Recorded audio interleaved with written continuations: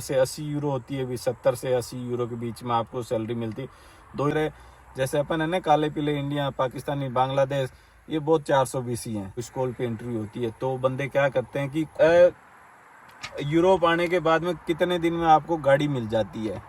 100 में से 20-25 बंदे का होता है चेंज, बाकी का उनको वो कंट्री एग्जिट की मेल आ जाती है भी। और लिथुआनिया को तो अभी बंद, कोई एजेंट ऐसे बोले भी मैं डायरेक्ट डॉक्यूमेंट सेंड की, आपके डॉक्यूमेंट हो गए, सीधा एम्बेसी में जाके सबमिट कर दो उसको।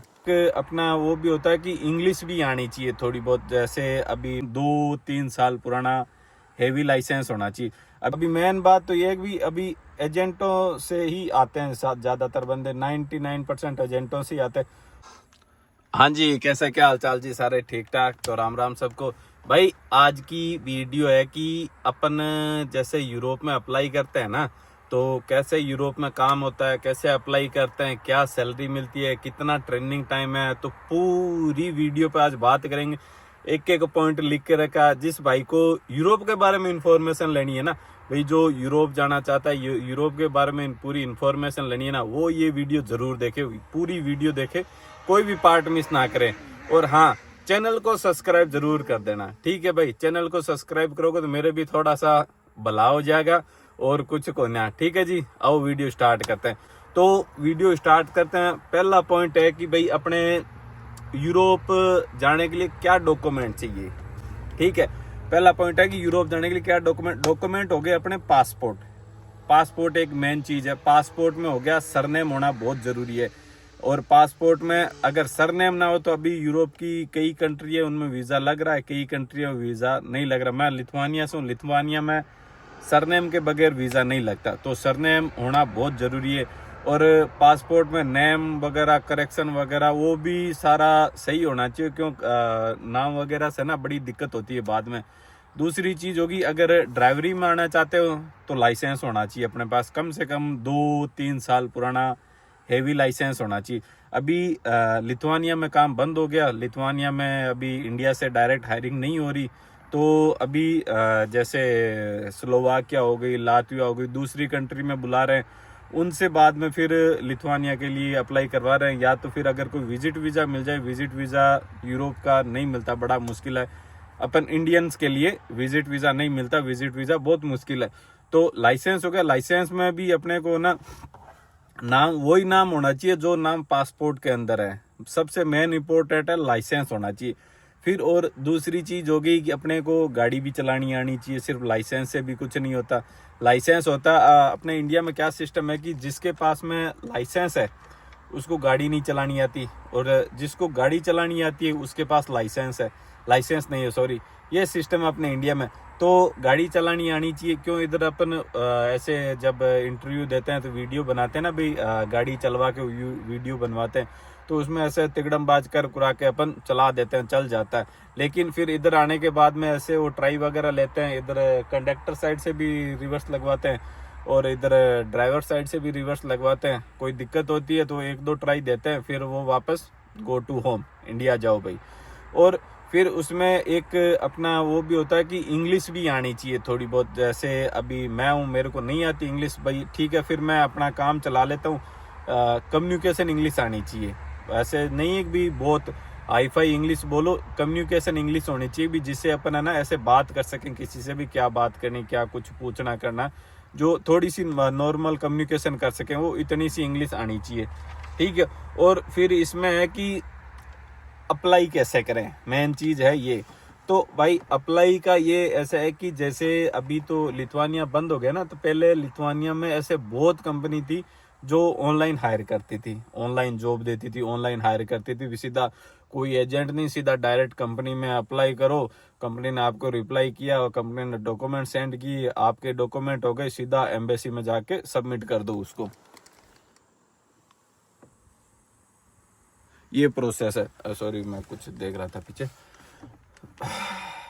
बड़ा मुश्किल है यार बोलना। ये हो गया। और अभी जैसे अभी है ना लिथुआनिया में सारा ऑनलाइन तो बंद हो गया, बहुत रेयर चांस कोई कंपनी है कि जैसे अपन मत्थामारी करेंगे, इधर उधर करेंगे तो कोई कंपनी ने कर दिया रिप्लाई तो बढ़िया, नहीं तो भी लगभग सारा एजेंटों के थ्रू हो गया भी सारा। हर कंपनी वही सोचती भी कोई एजेंट है वो अपना सारा सब कुछ अपना चार्ज ले, फीस ले, सारा सब कुछ करवाए, हमें बंदा दे दे सीधा डायरेक्ट। ये प्रोसेस अभी यूरोप का हाल के टाइम में ये चल रहा है।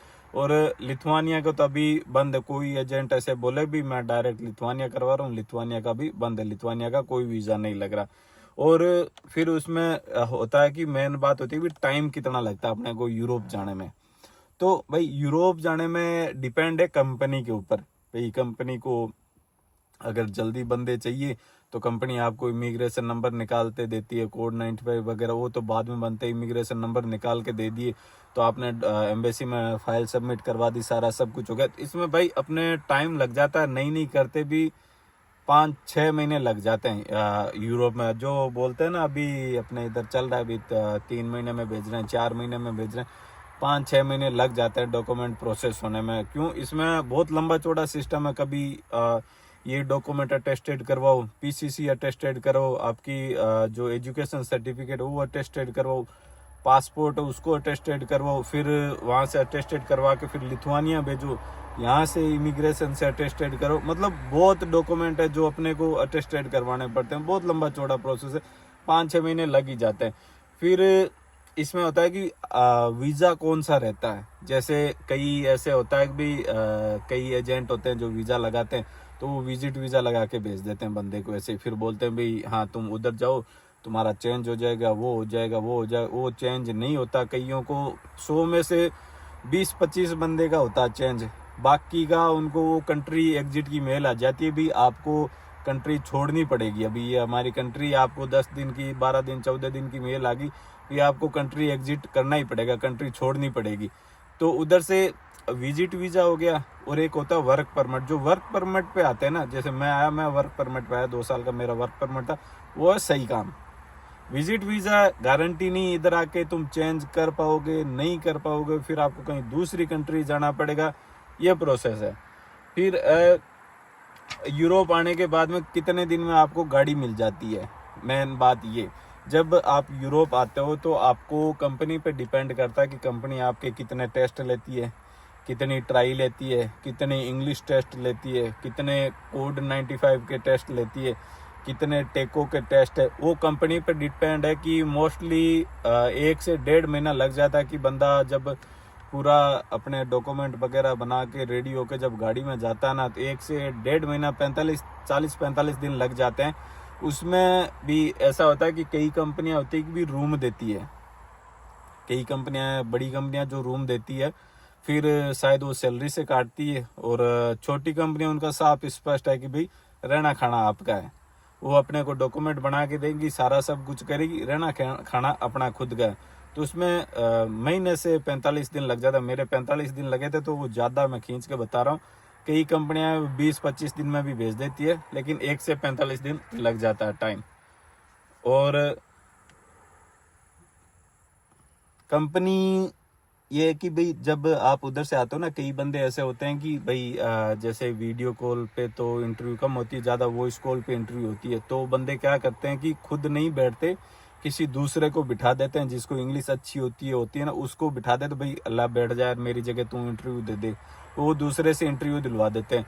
फिर जब कंपनी इधर आती है तो कंपनी फिर वो पूरे टेस्ट लेती है, इंग्लिश का भी टेस्ट लेती है। मतलब वो ऐसे टेस्ट नहीं लेती जैसे बात करती है, ऐसे कंधे पे हाथ रख दिया, ऐसे चल रहे हैं फिर रहे हैं, बंदे से बात कर रहे हैं साथ में, तो वो एक इंग्लिश टेस्ट हो गया। भाई इंग्लिश टेस्ट ले रहे हैं, बात करना देख रहे हैं, फिर वो गाड़ी चलवा के भी देखते हैं भी बंदे को गाड़ी चलानी आ रही है नहीं आ रही, ऐसे फ्रॉड नहीं हो गया। ऐसे बहुत बंदे जो फेक वीडियो बना के भेज देते हैं। फिर कंपनियां इधर इतनी गोरे, बहुत सीधे साफ स्पष्ट, अपनी तरह जैसे अपन है ना काले पीले इंडिया, पाकिस्तानी, बांग्लादेश, ये बहुत 420 हैं। तो ये लोग अपने जितने नहीं है कि भाई ऐसे फ्रॉड कर दो, नहीं है इनका सिस्टम। फिर आपका हो गया भाई इतने 1.5 हफ्ते 1.5 महीने के बाद में आपको गाड़ी मिल जाती है। तो फिर उसमें ये रहता है कि आपको ट्रेनिंग कितने टाइम की मिलती है। ट्रेनिंग डिपेंड करती है, आप पे डिपेंड करती है, जो आपके साथ में इंस्ट्रक्टर है उस पर डिपेंड करती है, और कंपनी पे डिपेंड करती है। कई कंपनियां होती है कि जो अगर बंदा सही चला रहा है गाड़ी, अच्छी चल रहा है गाड़ी, तो उसको 3 हफ्ते में गाड़ी मिल जाती है, 2 से 3 हफ्ते में गाड़ी मिल जाती है। कई ऐसे होते हैं कि गाड़ी नहीं चला पा रहा, तो फिर वो जो आपके साथ में उस्ताद है उससे रिव्यू करेगा, भाई देखो इसने गाड़ी चला रहा, नहीं चला रहा, ये चला रहा, वो चला रहा। तो कम से कम आपको 4 हफ्ते ट्रेनिंग करवाते हैं। और जो मैं मेरी कंपनी का बता दूं, हमारी कंपनी 4 से 5 हफ्ते ट्रेनिंग करवाती है। फिर उसमें वो है कि भाई जब आप ट्रेनिंग करते हो तो आपको सैलरी वो देते हैं 30 यूरो। हमारी कंपनी का 30 यूरो का सिस्टम है। कोई कंपनी है वो 35 से देती है, कोई देती है 40, मतलब लगभग आपको हाफ सैलरी मिलेगी जब आप ट्रेनिंग कर रहे हो। जब आपकी ट्रेनिंग कंप्लीट होगी, जब आप अकेले गाड़ी चलाने लगे, तो फिर आपकी वो सैलरी होगी 70-75 यूरो सैलरी हो जाएगी। हाँ, ये बंदा अभी अकेले गाड़ी चला रहा है, सारा सेल्फ डिपेंडेंट कर रहा है, तो इसकी 70-75 रुपये सैलरी हो जाती है। और ये इसमें फिर वो भी है कि जब आप 2 से 3 महीने अकेले गाड़ी चलाते हो, फिर उस टाइम मेरे हिसाब से 50 या 60 रुपये रहती है। 3 महीने तक 60 रुपये, 50-60 रुपये चलती है।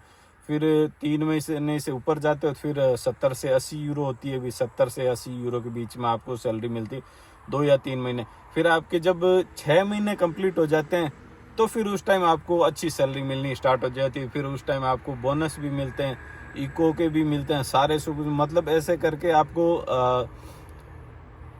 2500 से 3000 के बीच में आपको 6 महीने के बाद में आपकी सैलरी हो जाती है। यूरोप में ये सिस्टम है।